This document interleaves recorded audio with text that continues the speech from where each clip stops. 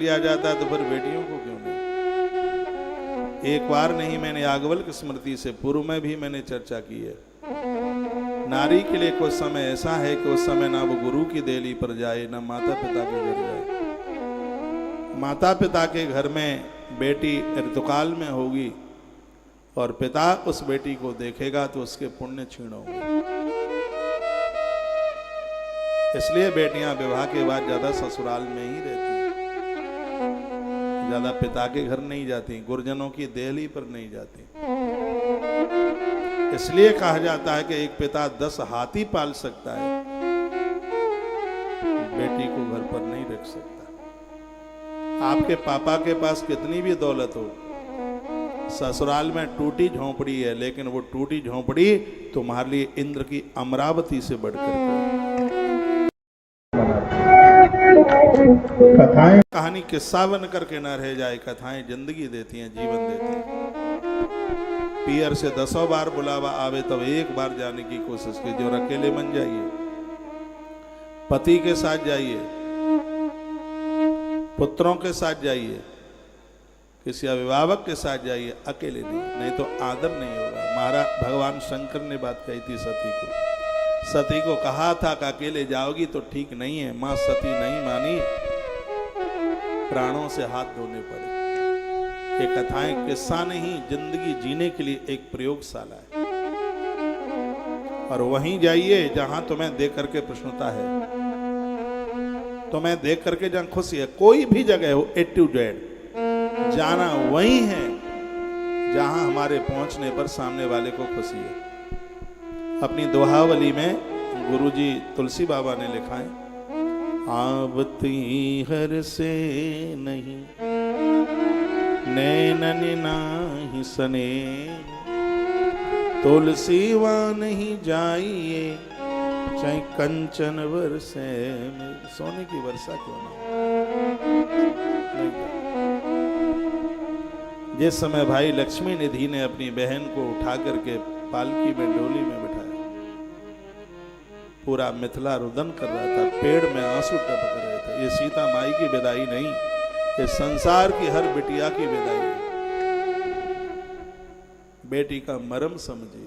ये दुर्भाग्य नहीं है, बेटे का उत्सव इतना मनाते हो। बेटी का जन्मदिन आता है, तवा पटक देते हैं बेटी के जन्म पर। क्या आफत आ गई है, तवा पटक देते हैं। बेटियों के जन्म पर खुशी मनाइए। यदि बेटी नहीं है तो भविष्य नहीं होगा। आपका बेटा शब्द की तरह है तो आपकी बेटी शब्द के अर्थ की तरह है।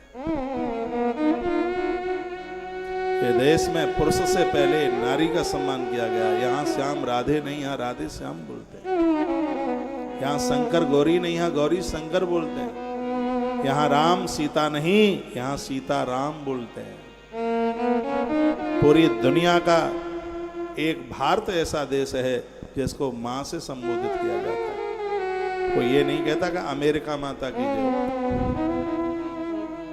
कोई ये नहीं कहता कि जापान माता की जय हो। विदेशी भी कहते हैं भारत माता की जय हो। ये देश को मां से जोड़ा गया है, ऐसा बात। माता जानकी की विदाई में निवेदन करूंगा, आज अवध से संकल्प लेके जाना, बहुएं घर में दुखी नहीं रहेंगी। बेटी जब ससुराल से आती है कुछ दिनों के लिए, उसे थोड़ा समय दीजिए, उसके पास बैठिए। मैं भाई लोगों को कहना चाहूंगा, बेटी के विवाह में खर्च करना 1000 यज्ञ के बराबर पुण्य देता है।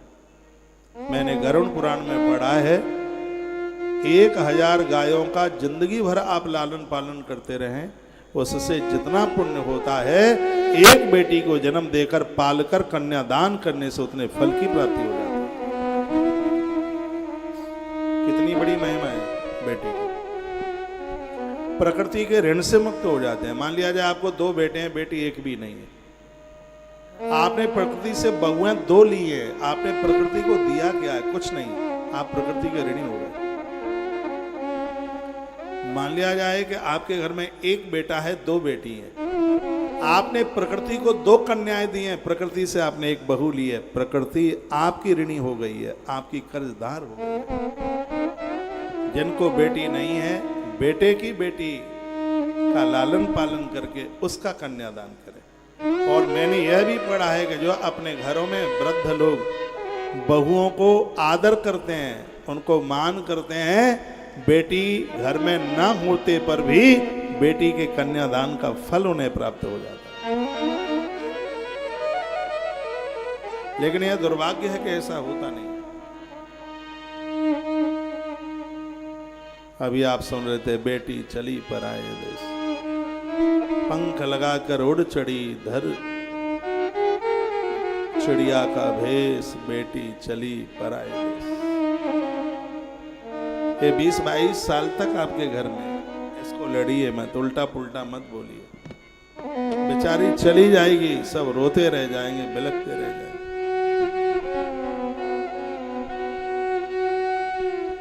मां जानकी की विदाई हुई, प्रभु राम जी की आंख में आंसू आए, अवध में आना हुआ, चारों बहुओं की आरती उतारी गई। दशरथ राजा दीवाल पकड़ करके रो रहे थे। आपका ध्यान इधर हो। माता कौशला आई और महाराज को पूछा, समधी के यहाँ क्या आदर ठीक से नहीं हुआ है, आप रो क्यों रहे? महाराज दशरथ ने कहा, कौशल्या ऐसा समधी तो अब किसी को मिलेगा ही नहीं। महाराज दशरथ कैसे? कौशल्या, पति से जो बनता है वो पत्नी को देता है, कभी वो पत्नी से मांगता नहीं। लेकिन कौशल्या, मैं तुमसे आज कुछ मांगना चाहता हूं, क्या तुम दोगे? महाराज दशरथ रोए तो माता कौशल्या रो पड़ी। कहा, नाथ बोले, आदेश करे। महाराज दशरथ कहते हैं, देवी तुमने अपने घर से बेटी को विदा तो किया नहीं, इसलिए तुम बेटी का महत्व तो नहीं समझती। इन बहुओं की विदाई मैंने अपनी आंखों से देखी। मेरा इतना सा कहना है, आंख के पलक जैसे आंख की रक्षा करती है, इन बहुओं को ऐसे संभाल करके रखना। भगवान की कृपा से वंश वृद्धि होती है। भड़ा और बहू ये भगवत कृपा से प्राप्त होते हैं। इनको लाड करना, इनको दुलार करना, इनकी विदाई मैंने देखी है। बधू लड़किनी पर घर आई, यही की चौपाई। बधू लड़किनी पर घर आई, राखो नयन पलक की नहीं। दूसरे की बेटी तुम्हारे घर में बहू बन के आई है, उसको ऐसे रखो जैसे आंख के पलक पुतली को संभाल करके रखो। बताते हैं कि चारों बहुएं जिधर से चलती थीं, बूढ़ी माता कौशल्या गलीचे बिछा देती थी। धरती पर कौशल्या जैसी सांस नहीं हो सकती, जानकी जैसी पुत्र वधू नहीं हो सकती। इतना स्नेह, इतनी आत्मीयता। माता कौशल्या ने कभी भी अपने बहुओं को छोड़ करके भोजन नहीं किया, अपनी बहुओं के संग बैठ करके वो भोजन करती है, ग्रंथों में मिलता है।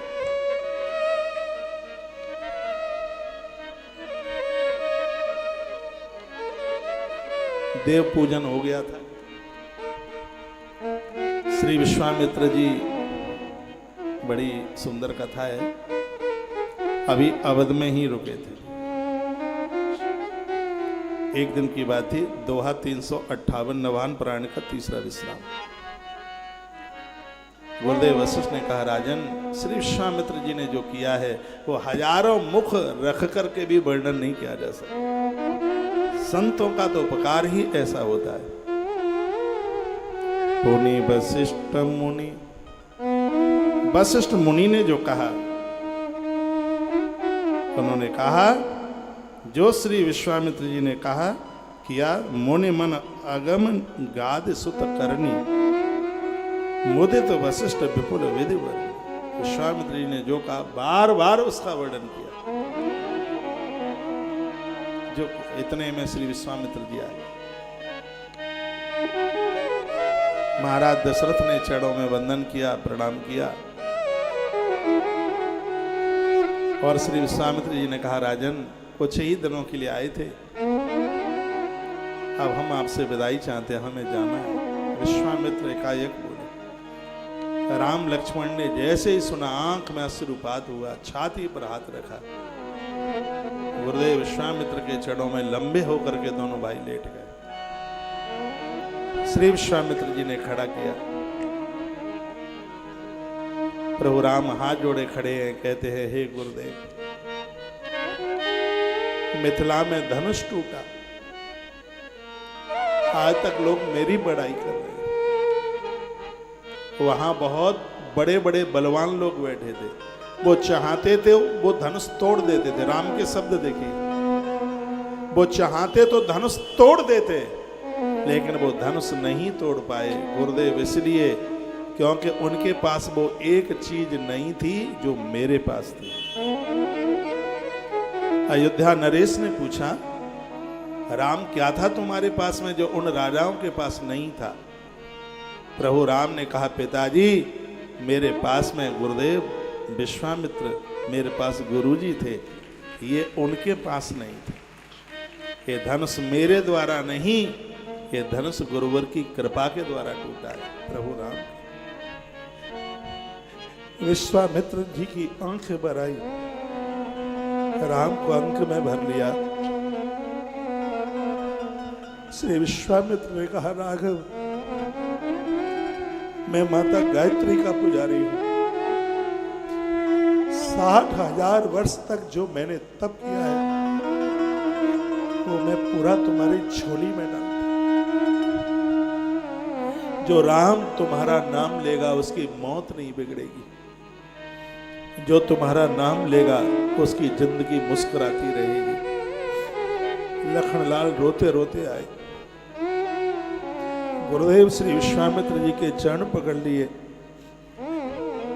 कहा, गुरुदेव स्वभाव खरा हो सकता है, लेकिन मैं अंदर से बहुत सहज हूं। इस यात्रा में कहीं मुझसे कोई गलती हो गई हो, मैंने आपकी कोई बात न मानी हो, तो प्रार्थना पूर्वक मैं क्षमा मांगता हूं। गुरुदेव हमें क्षमा कर। आज हम शान से गर्दन उठा करके चल रहे हैं, ये संस्कार हमने आपसे पाए हैं। लखन को अपनी छाती से श्री विश्वामित्र ने लगाया, लक्ष्मण तुम भाग्यशाली हो, राम की छाया राम का संग छोड़ सकती है, लेकिन राम का भाई लक्ष्मण राम का साथ कभी नहीं छोड़ सकता।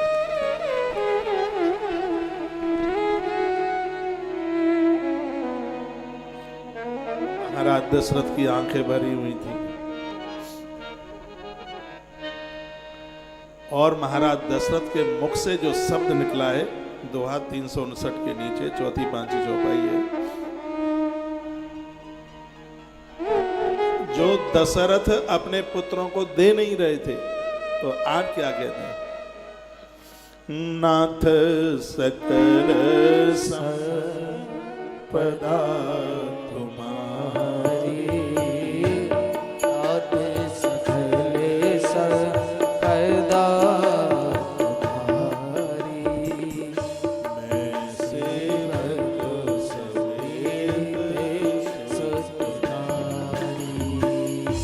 नाथ सकल संपदा तुम्हारी, नाथ सकल संपदा तुम्हारी, मैं सेवक समेत सुत नारे, नाथ सकल संपदा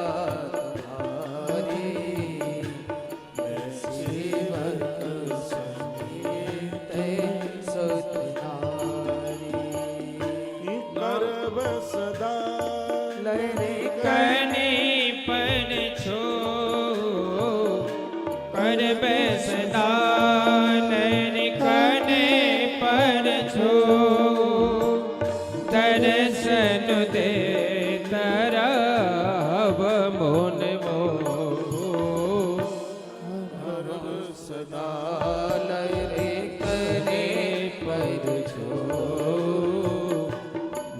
दर्शन देते रहावे मोनि मोह। ये महाराज दशरथ के शब्द थे। महाराज दशरथ ने कहा गुरुदेव मेरे पास जो है वो सब आपका है, मैं अपने बच्चे और पत्नी के सहित मैं आपका दास, मेरे ऊपर बस कृपा बनाए रखना, आप आते जाते रहना,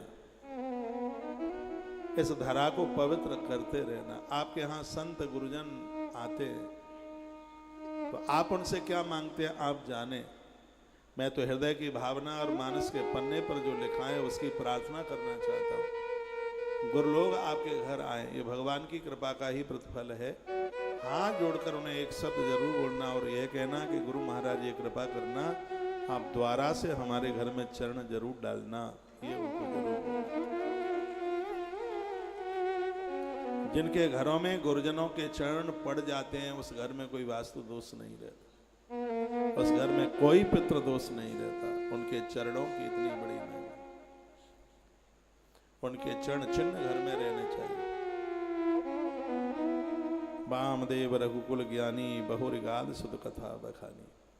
जितने भी संत महापुरुष वहां बैठे थे सब ने श्री गादी पुत्र श्री विश्वामित्र जी की अपार महिमा का वर्णन किया।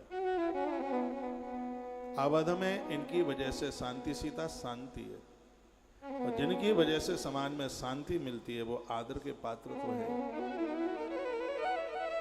हमारे द्वारा समाज में झगड़े नहीं, हमारे द्वारा समाज में शांति होनी चाहिए। श्री विश्वामित्र जी ने वो अद्भुत कार्य किया।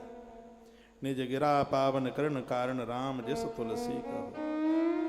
गोस्वामी जी ने, गुरु जी तुलसी ने राम जी के विवाह यश का वर्णन किया। एक सोठे में लिखा है, सिय रघुवीर विवाह जे सब प्रेम गावहीं सुने।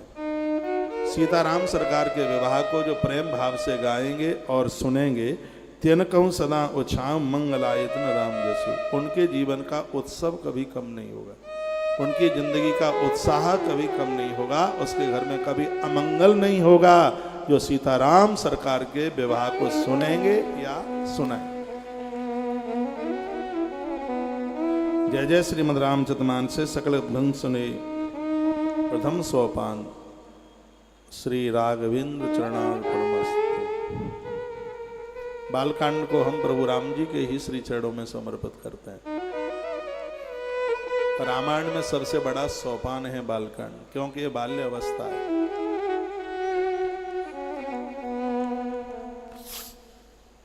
और बाल्य अवस्था बड़ी मजबूत होनी चाहिए।